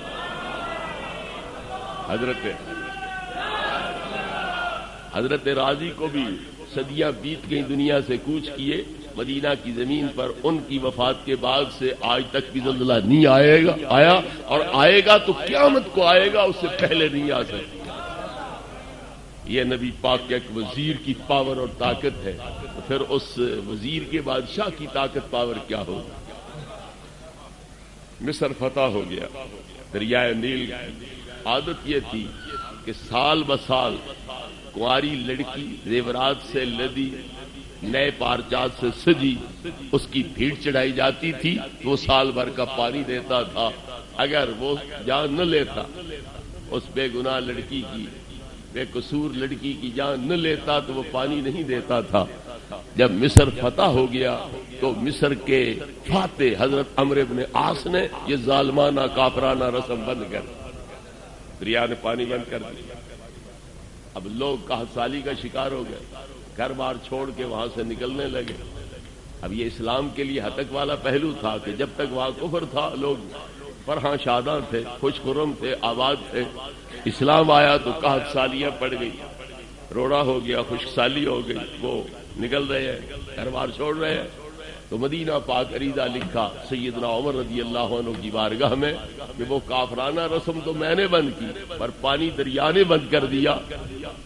ظالمانہ رسم تو میں بند کر سکتا تھا، وہ تو میرے بس میں تھی، پر دریا سے پانی لینا یہ میرے بس میں نہیں ہے، اس کا انتظام تم نے کرنا. آپ نے فرمایا اے عمرو بن عاص تم نے اچھا کیا ہے، کافرانہ رسم بند کی ہے. میں دریا کے نام رکا لکھ رہا ہوں، وہ دریا کے حوالے کر دیں. دریا کے نام رکا جا رہا ہے، آرڈر جا رہا ہے. دریا نیل کا نہ بریلی کا فاضل، نہ دیوبند کا فاضل، نہ جامع ازہر کا فاضل، نہ کھوپری، نہ مغز، نہ عقل، نہ آنکھیں، مگر امیر المومنین رکا دریا کے نام جاری کر. عمرو بن عاص کو رکا مل گیا. وہ بھی نہیں سوچتے کہ میرے خلیفے نے کیا کر دیا، یہ پڑھے گا کیسے، سمجھے گا کیسے، عمل کیسے کرے گا. مگر وہ لوگ سمجھتے تھے کہ جس طرح ہر چیز اللہ رب العزت کے حکم کو سمجھتی ہے، عمل کرتی ہے، اسی طرح جو اللہ کے خلیفے ہیں اور نبی پاک کے خلیفے ہیں ان کے حکم کو بھی ہر چیز سمجھتی بھی ہے اور اس کے مطابق عمل بھی ضرور کر لے. حضرت عمر رضی اللہ تعالی عنہ کا آرڈر پہنچا دریا کے نام. شام کو صبح لوگوں نے دیکھا کہ 16 ہاتھ دریا کا پانی چڑھ آیا اور وہ کناروں تک لبالب ہو کے بہ رہا ہے. اس دن سے جاری ہوا ہے، آج تک جاری ہے اور انشاءاللہ قیامت تک جاری رہے گا. یہ خلیفے کی شان ہے، دریاؤں کو آرڈر دے کے چلا رہا ہے، زمین کو ڈنڈا مار کے اپنا حکم منوا رہا ہے، اور ہوا ان کے حکم کی پابند ہے، آگ ان کے حکم کی پابند ہے. تو جب اربع عناصر ان کی مٹھی میں ہے، قبضہ اقتدار میں ہے، تو جو ان سے پیدا ہونے والے ہیں وہ کیوں کر ان کے قبضہ اقتدار میں نہیں. آپ ممبر پہ کھڑے خطبہ دے رہے تھے، اچانک دیکھا 1400 میل دور ایران کے ملک میں نہاون کے علاقے میں ان کا کمانڈر اور فوج دشمن کے گھیرے میں آ رہی ہے. کچھ آگے سے دشمن خات میں بیٹھا ہے، کچھ پیچھے سے آ رہے ہیں حملہ کرنے، دائیں بائیں بیٹھے ہیں. جب دیکھا گھیرے میں آتے تو خطبے کے اندر پکار اٹھے یا ساریہ تو الجا والا الجا والا الجا والا. وہ ساریہ پہاڑ کی اوٹ لے، پہاڑ کی اوٹ لے، پہاڑ سے پوچھنے لگا. اب یہ میری آواز سپیکر کے ذریعے آپ تک پہنچ رہی ہے، اگر سپیکر نہ ہو تو اس مجمع میں بھی نہ پہنچے، جائے کہ باہر گلی میں یا گھروں میں یہ آواز پہنچ سکے. کیونکہ جو نقوش صوتیہ ہوتے ہیں وہ ہوا میں تحلیل ہوتے چلے جاتے ہیں، تو کچھ دیر کے بعد وہ بالکل ہوا میں گل مل جاتے ہیں، وہ نقوش ختم ہو جاتے ہیں، آگے پھر کچھ سنائی نہیں دے سکتا. تو 1400 میل دور ہوا کے ذریعے جن نقوش صوتیہ نے پہنچنا ہے ان کا حال کیا رہے گا، جو میل تک نہیں جا سکتے. وہ 1400 میل دور کیسے پہنچ سکتے تھے؟ پھر دیر لگ جاتی ہے. ایک کسان کو دیکھیں کہ وہ قلعہ گاڑ رہا ہے، اسے ٹھونک رہا ہے، وہ قلعے پہ ضرب لگا کے پھر اٹھا لیتا ہے کندھے کے برابر، تب دور کھڑے آدمی کو اس کی آواز سنائی دیتی. فرق پڑ جاتا ہے، فاصلہ ہو تو آواز دیر سے پہنچتی ہے، فوراً نہیں پہنچتی. تو پھر اتنی دور ہوا لے جاتی ہے حضرت عمر کی آواز کو، تو آواز پہنچتے پہنچتے اس لشکر کا کام تو ہو جاتا. تو ہوا آپ کی آواز کو آنن فانن پہنچا رہی ہے اور حرف بحرف پہنچا رہی ہے، بغیر کسی تبدیلی کے پہنچا رہی ہے. تو پتا چلا کہ ہواؤں کو بھی اللہ رب العزت نے حضرت عمر کے لیے مسخر کر دیا.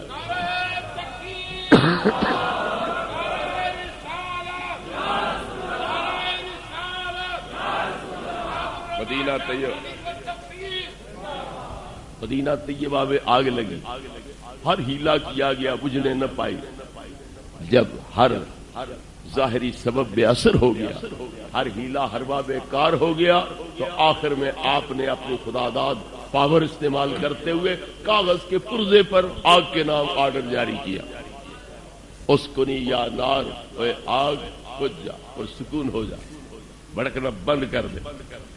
اب بجھتی آگ کو کاغذوں کے ذریعے بھڑکایا تو جا سکتا ہے، بھڑکتی آگ کو کاغذوں کے ذریعے بجھایا نہیں جا سکتا، مگر یہ کاغذ کی بات نہ تھی، جو کاغذ پہ آرڈر تھا آگ کے نام، اصل اس نقش کو وہ آگ دیکھ رہی تھی اور نقش لکھنے والے کو دیکھ رہی تھی، اس لیے جو ہی وہ رکا پہنچا آگ فوراً بجھ گئی۔ جن کے وزیروں کی شان یہ ہے، ان بادشاہوں کی پھر شان کیا ہو؟ تو ادھر جبریل میکائیل وزیر ہے، ادھر صدیق اور فاروق وزیر ہے، تو جب وزیروں کی شان یہ ہے تو بادشاہوں کی شان کیا ہوگی؟ میں ایک جگہ سیال شریف کے قریب بستی ہے ریتلی، وہاں تقریر کر رہا تھا، تو میں نے کہہ دیا کہ ہر چیز نبی کریم علیہ السلام تقسیم فرماتے ہیں، اللہ کے خزانے آپ کے ہاتھ میں ہیں، آپ ہر چیز تقسیم کرتے ہیں۔ تو ایک وہاں فاضل بیٹھے ہوئے تھے، وہ کہنے لگے نہیں، روزی تو نبی پاک نہیں تقسیم کرتے۔ یار میں تو نہیں لڑتا تمہارے ساتھ، تم خواہ مخواہ لڑتے ہو، اچھا بتلاؤ کون تقسیم کرتا ہے؟ وہ تو حضرت میکائیل تقسیم کرتے ہیں۔ چلو مان لیا حضرت میکائیل تقسیم کرتے ہیں، مگر میکائیل بھی فرشتے کا نام ہے نا، اللہ کا نام تو نہیں، تو مطلب پھر بھی یہی نکلا نا کہ ایک غیر اللہ ہی تقسیم کرتا ہے نا۔ فرق یہ نکلا کہ رسول اللہ کی بجائے میکائیل تم نے مانا، رسول اللہ نہیں تقسیم کرتے، میکائیل تقسیم کرتا ہے، تو وہ بھی اللہ کا نام تو نہیں نا، ایک فرشتے کا ہی نام ہے نا۔ تو عجیب بات ہے، میکائیل تقسیم کرے تو شرک نہیں، رسول اللہ کے بارے میں مانا جائے کہ آپ تقسیم کرتے ہیں پھر شرک بن جائے، پھر شرک کا فتویٰ تو ہو گیا ختم۔ وہ بھی غیر اللہ، آپ بھی غیر اللہ، تم مانتے ہو کہ وہ غیر اللہ تقسیم کرتا ہے، ہم مانتے ہیں کہ رسول اللہ تقسیم کرتے ہیں، تو شرک کا فتویٰ تو ہو گیا ختم۔ کیوں؟ دونوں فریقوں نے مان لیا کہ غیر اللہ روزی تقسیم کرتا ہے۔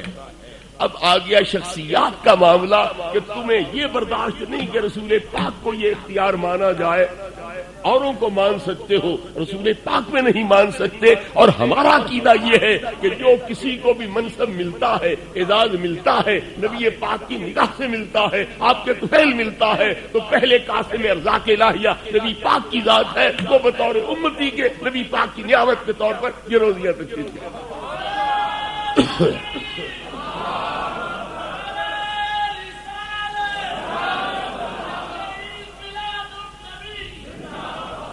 میں نے پوچھا حضرت بتلائیے میکائیل نبی پاک کا امتی ہے یا نہیں؟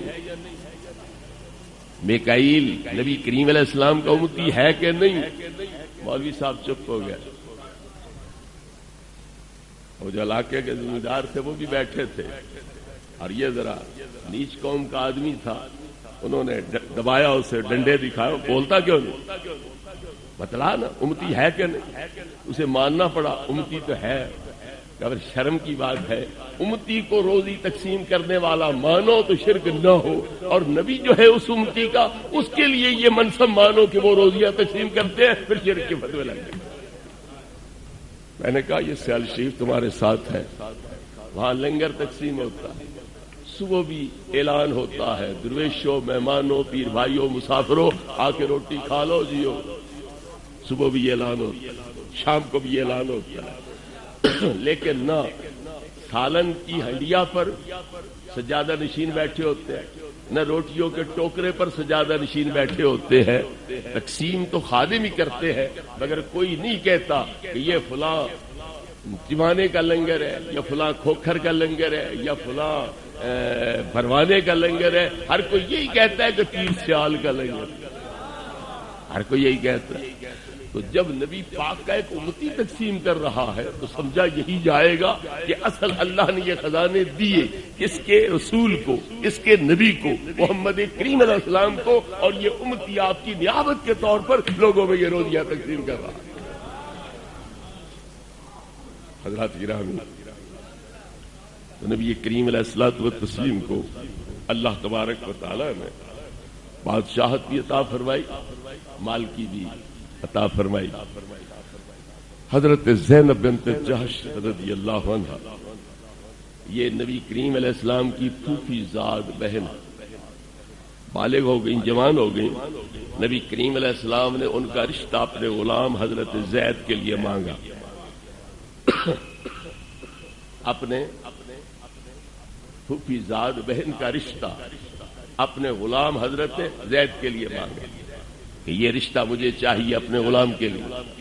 انہوں نے عرض کیا حضور یہ آپ کی پھوپھی زاد بہن ہے، نسب اونچا، حسب اونچا، خاندان اعلیٰ، اور وہ غلام ہے جس کا کوئی سیاق سباق نہیں، اگاڑی پچھاڑی پتہ نہیں، مہربانی کرو ہمارے حال پہ ترس کرو، ہماری ناک کٹواتے ہو، ایک غلام کے لیے ہمارا رشتہ لیتے ہو۔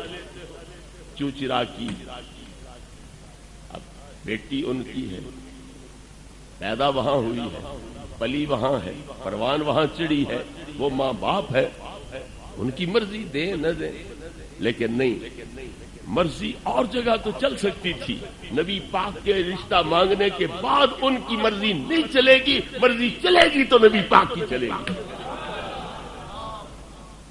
اللہ رب العزت نے فرمایا اگر میرے نبی کا فیصلہ ماننا ہے تو مومن رہ سکتے ہو، یہ فیصلہ قابل قبول نہیں تو دائرہ ایمان سے خارج۔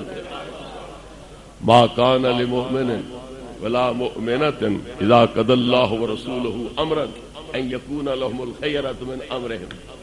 جو میرے نبی کا فیصلہ وہی میرا فیصلہ، جو میرے نبی کا فیصلہ مانے وہ مومن، جو نہ مانے وہ دائرہ اسلام سے خارج۔ میں پوچھتا ہوں بچی پیدا وہاں ہوئی، پلی وہاں ہے، پروان وہاں چڑھی ہے، ماں باپ وہ ہے، ان کا حق ہے، لیکن نبی پاک کا حق ان سے مقدم ہو گیا کوئی نہیں۔ تمہارا حق ہے پر جب تک میرا نبی دخل نہ دے، جب میرا نبی دخل دے پھر تمہاری مرضی نہیں چلے گی، مرضی میرے یار کی چلے گی، اور جو میرے یار کی مرضی ہے وہی میری مرضی ہے۔ یہ نہ سمجھنا کہ ہم رسول کی مخالفت کر رہے ہیں، اللہ کی مخالفت تو نہیں کر رہے ہیں، توحید تو ہماری قائم ہے۔ میرے نبی کی بغاوت کے بعد نہ رسالت پہ عقیدہ قائم ہے، نہ میری توحید پہ عقیدہ قائم ہے۔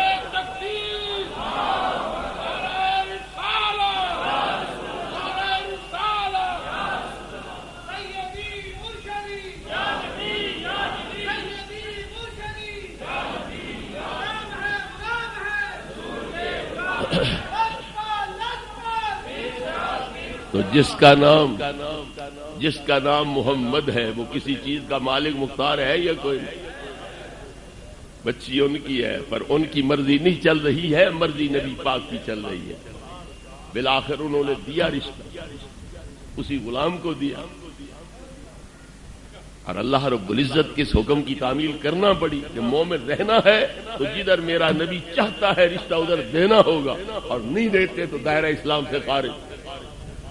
تو پتا چلا نبی پاک کے فیصلے کے بعد امتی مجبور ہو سکتا ہے، معذور ہو سکتا ہے، بے اختیار ہو سکتا ہے، نبی بے اختیار نہیں ہے۔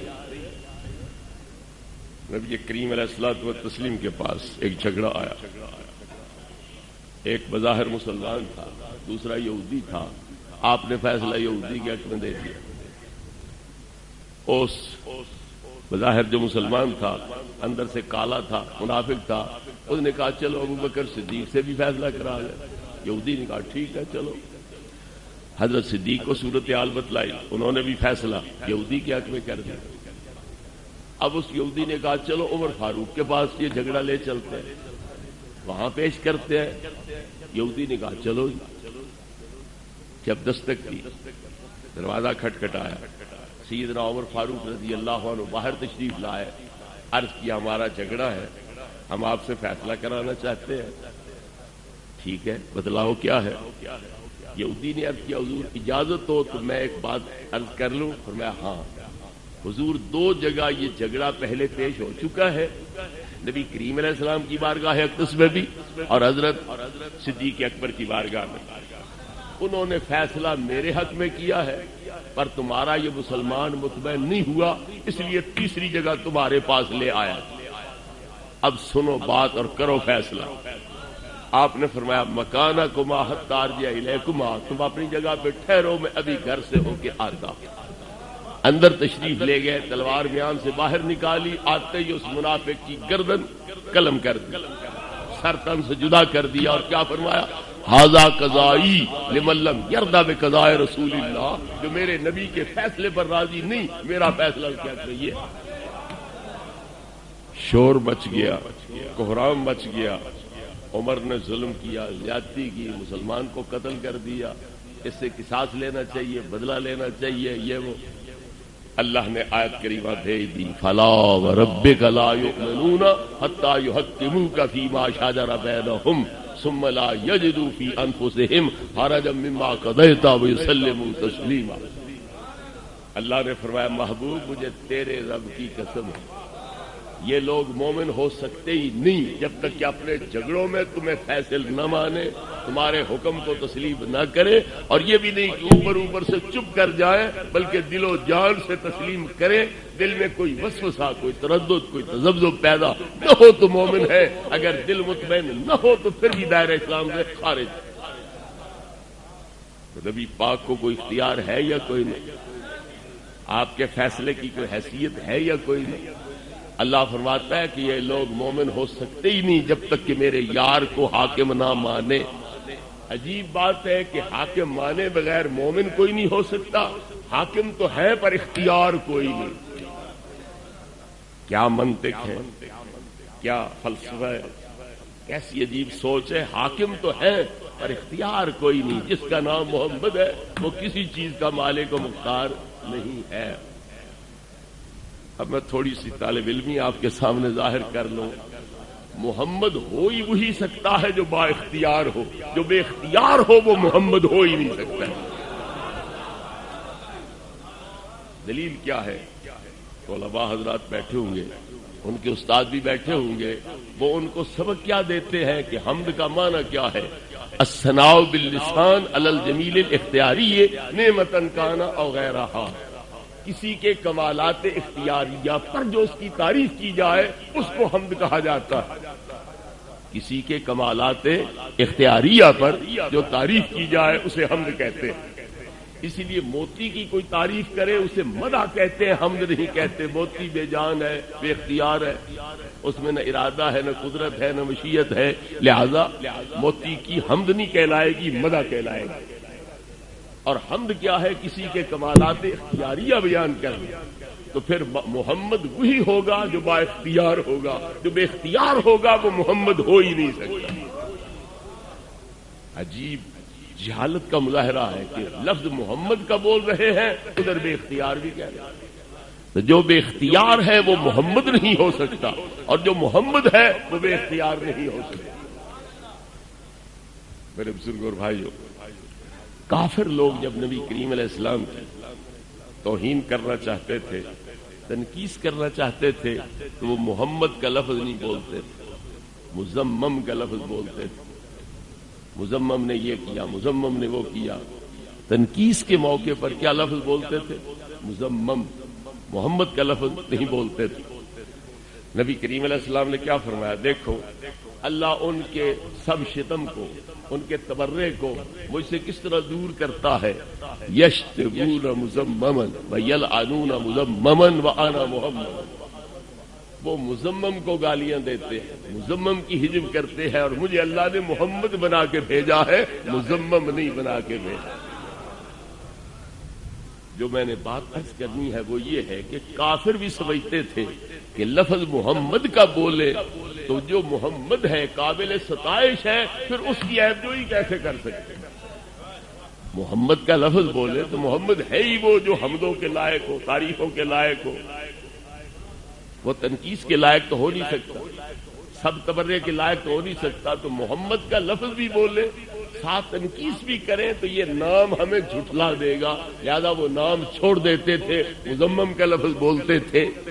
تو کافر بھی اتنا سمجھ گئے کہ کہیں محمد اور پھر تنقیس کریں، عیب جوئی کریں تو یہ نام ہمیں جھٹلا دے گا، اس لیے لفظ چھوڑ دیتے تھے، محمد کا لفظ نہیں بولتے تھے۔ تو جتنا کافروں نے محمد کے لفظ کا لفظی ترجمہ معنی سمجھا، اتنا ان مولویوں نے بھی نہیں سمجھا۔ محمد بھی کہہ رہے ہیں اور بے اختیار بھی کہہ رہے ہیں۔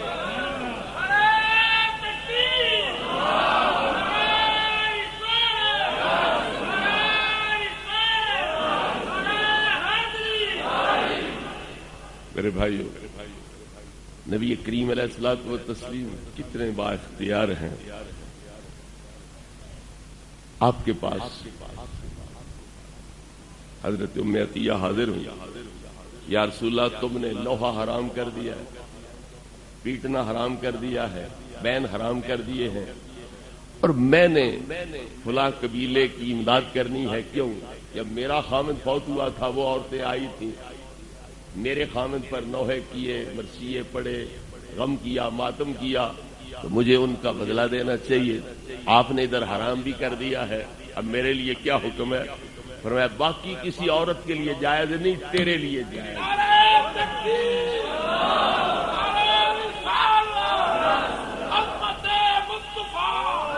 اور کسی کے لیے جائز نہیں، تیرے لیے جائز۔ نبی کریم علیہ الصلوۃ والتسلیم کا فرمان ہے کہ بکرا سال کا ہونا چاہیے تب قربانی لگ سکتا ہے، سال سے کم ہو وہ قربانی دینا جائز نہیں۔ حضرت ابو بردہ ابن دیار عرض کرتے ہیں، یا رسول اللہ میں قربانی پہلے کر بیٹھا نواز سے، آپ نے فرمایا کہ جو پہلے ہوگی وہ قربانیاں ہیں ہی کوئی نہ، اب میرے پاس صرف 6 ماہ کا بکرا ہے، جسم ٹھیک ٹھاک ہے، 2 بکریوں کے برابر ہے جسم کے لحاظ سے اور عمر کے لحاظ سے 6 ماہ کا ہے، اور تم فرماتے ہو سال کا ہونا چاہیے، اور میرے پاس ہے کوئی نہ، اب میرے لیے کیا حکم ہے؟ نبی کریم علیہ السلام نے فرمایا اذبحوا ولن تجزی عن احد بعدک، تیرے لیے وہی جائز ہے اور قیامت تک کسی کے لیے جائز نہیں ہے 6 ماہ کا۔ کوئی پاور ہے یا کوئی اختیار ہے یا کوئی نہیں؟ حضرت سیدنا عمر فاروق رضی اللہ تعالی عنہ کے ایام خلافت میں ایران فتح ہو گیا، ایران کا بادشاہ وہ دریائے دجلہ کے مغربی کنارے پر لڑتا رہا، جب بے بس ہوا تو کشتیوں پہ بیٹھا اور لشکر کو بٹھایا مشرقی کنارے چلا گیا، سوچا دریا دجلہ بہت بڑا دریا ہے، مسلمانوں کے پاس کشتیاں بھی کوئی نہیں، تیرنا جانتے بھی کوئی نہیں، مزے سے سو رہو۔ وہ مدائن میں پڑاؤ ڈال کے سو گیا، تاج اتار کے رکھا، چوغا اتار کے رکھا، سونے کے کنگن اتار کے رکھے، سو گیا۔ ادھر حضرت عمر رضی اللہ عنہ کی فوجوں کے کمانڈر حضرت خالد ابن ولید، حضرت سعد ابن ابی وقاص وہ دریا دجلہ کے کنارے پر گئے اور کیا کہا؟ اے دجلہ تجھے رسول پاک کی رسالت کا واسطہ، عمر فاروق کی عدالت کا واسطہ اپنا پانی گرا دے، ہمیں گزرنے دے تاکہ اللہ رسول کے دشمنوں کے ساتھ 2 ہاتھ ہم کر لیں۔ واسطہ ڈالا کس کا؟ نبی پاک کی رسالت کا، عمر فاروق کی عدالت کا۔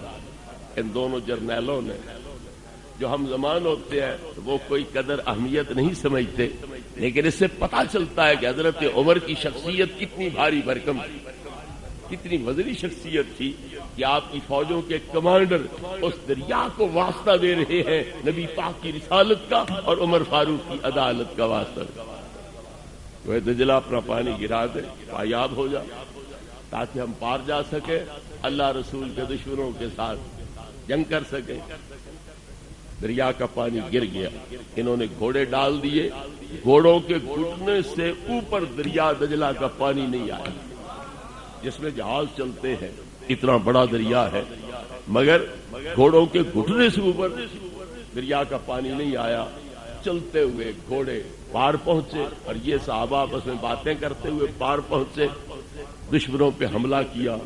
وہ سوئے ہوئے بڑبڑا کے اٹھے، یہ کیا ہو گیا؟ دیوا آمدن، دیوا آمدن، یہ نعرے لگانے شروع کر دیے کہ اتنے بڑے دریا کو یہ لوگ بغیر کشتیوں کے پار کر کے کیسے آ گئے؟ یہ انسان ہے ہی نہیں، یہ تو کوئی دیو ہے جو اس طرح پار کر کے آ گیا۔